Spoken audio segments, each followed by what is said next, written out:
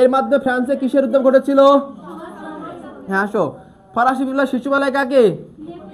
কারণ রাজার পতনের পরে নেপোলিয়ানকে কি করা হয়েছিল? তাকে ক্ষমতায় বসানো হয়েছিল, এই জন্য তাকে বলা হয় ফরাসি বিপ্লবের কি। এবং তার বয়স ছিল কয় বছর?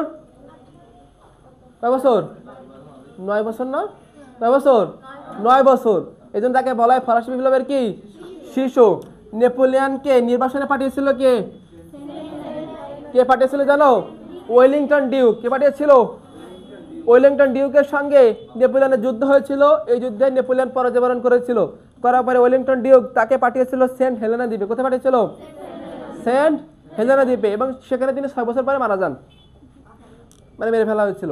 এরপর আসো, এই নেপোলিয়ান তার মানে তিনি 100 ডেজ নামে অভিযান পরিচালনা করতেন, মানে 100 দিনের অভিযান। কে করতেন?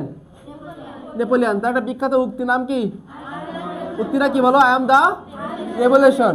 সিটি অফ কালচার বলে কাকে বলো? প্যারিসকে। বাস্তিল দুর্গ কি একটি কুখ্যাত ফরাসি স্লোগানের প্রবক্তা কে? আর তার একটা বিখ্যাত গ্রন্থ কোনটি?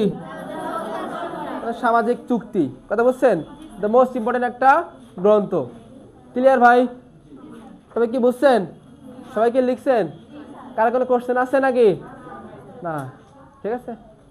তাহলে আল্লাহ আমাদের এই বিষয়টা পড়ার